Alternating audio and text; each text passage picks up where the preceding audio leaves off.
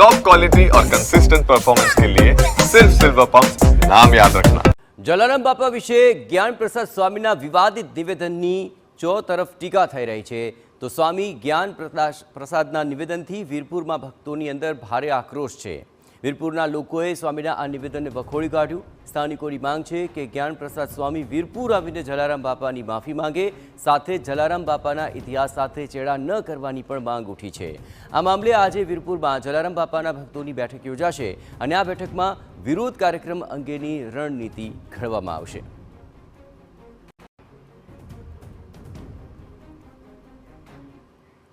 અને આ સમગ્ર મામલે વધુ વિગતે વાત કરવા માટે જોડાઈ રહ્યા છે રાજકોટથી ટીવીના સંવાદદાતા મોહિત ભટ્ટ। મોહિત, આખરે સ્વામી પહેલેથી જ માફી માંગી ચૂક્યા છે અને વીરપુર આવીને તેઓ માફી નહીં માંગે તે માટે પણ તેઓ રદિયો આપી ચૂક્યા છે, પરંતુ આ સમગ્ર મામલે હવે લોહાણા સમાજ હોય કે રઘુવંશી સમાજ હોય તેઓની શું માંગ છે?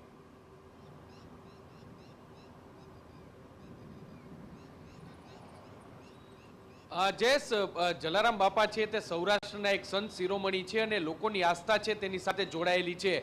જે જ્ઞાન પ્રકાશ સ્વામી દ્વારા જે રીતે નિવેદન કરવામાં આવ્યું ખૂબ જ દુર્ભાગ્યપૂર્ણ નિવેદન છે અને તેને કારણે ખાસ કરીને લોહાણા સમાજ અને જલારામ બાપાને માનતો જે તેમનો જે સમુદાય છે, તેમનો સેવકગણ છે, તેમાં ભારે નારાજગી છે તે જોવા મળી છે।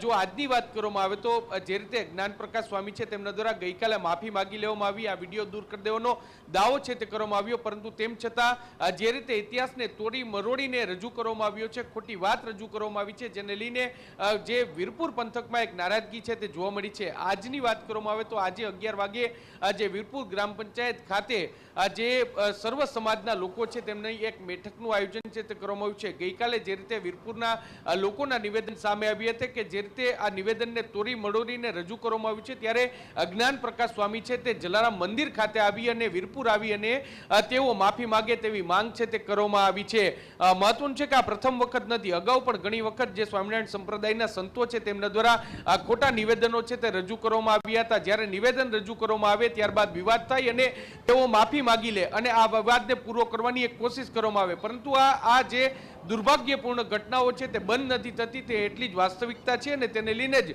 સનાતન ધર્મમાં પણ રોષની લાગણી છે તે જોવા મળી છે। આજે જે રીતે જલારામ બાપા વિશે અને તેમના ઇતિહાસને તોડી મરોડીને રજૂ કરવામાં આવ્યો છે, તેને લઈને હવે જે લોહાણા સમાજ અને સાથે સાથે વીરપુરના ગ્રામજનો છે તેમની એક બેઠક મળવાની છે અને તેના આગામી કાર્યક્રમો છે તેની રણનીતિ છે તે ઘડવાની છે। પ્રાથમિક માંગ એક જ છે કે જ્ઞાન પ્રકાશ સ્વામી છે તેઓ વીરપુર ખાતે આવે અને જલારામ બાપાની સમક્ષ માફી માગે અને પોતે આ વાત ખોટી રીતે રજૂ કરી છે તેવી વાત છે તે સ્વીકારે।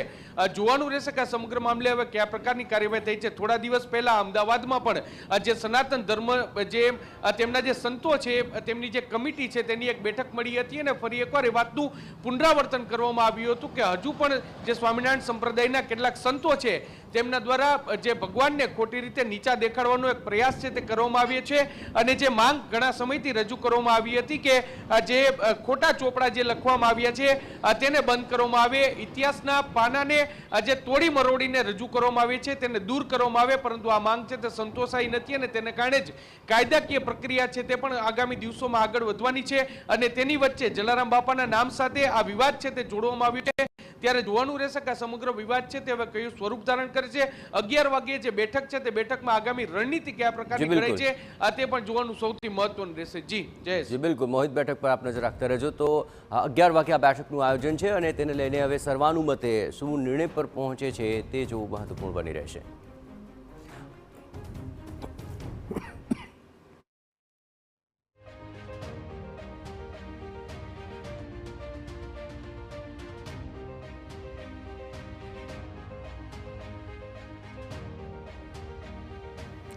તો લોહાણા સમાજના અગ્રણી ગિરીશ કોટેચાએ કડક શબ્દોમાં સ્વામી જ્ઞાન પ્રસાદની ટીકા કરી। કહ્યું કે રાકેશ પ્રસાદ સ્વામીને મારો અનુરોધ છે કે આવા સાધુને કાઢી મૂકે, આમને વ્યાસપીઠ પર બેસાડવામાં ન આવે અને પોતા કરાવવામાં આવે, કારણ કે સાચા સંતો બીજાને ઠેસ પહોંચાડવાનું ઈચ્છે નહીં। જ્ઞાન પ્રસાદનું અજ્ઞાન આ સ્વામીએ હવે બહાર લાવવાની જરૂર છે। જ્ઞાન સ્વામી એનું નામ કાઢીને અજ્ઞાન સ્વામી કરી નાખવાની જરૂર છે, કારણ કે જેની પાસે જ્ઞાન જ નથી અને રાતે જેમ શેઠ ચલીના વિચાર આવે એવું એને બીજે દિવસે થયું છે। આજ વ્યાસપીઠ ઉપરથી હું બોલીશ તો બધા હરિભક્તો રાજી થઈ જાય હરિભક્તો જેટલા હશે ને એમાંથી પણ બધા જલારામ બાપાના મંદિર આવી ગયા હશે. એટલે આ વાતથી તો વડતાલ મંદિરને ટોટલ બદનામ કર્યું છે. હું રાકેશ પ્રસાદને પણ પ્રાર્થના કરું છું કે વડતાલની અંદર 500 મંદિરો આવતા છે, એનાથી પણ વધારે આખા દેશમાં. આખા વડતાલને બદનામ કરતું હોય તો આને પહેલા તો એ ખાલી માફી માગેલાથી હું તો કંઈ માનવાનો પણ નથી. એને તમે 15 વર્ષ સુધી વ્યાસપીઠ ઉપર બેહાડવામાં, એને નહીં બેહાડવાનો અને એની પાસે મંદિરના અજવાળી પોતા કરાવો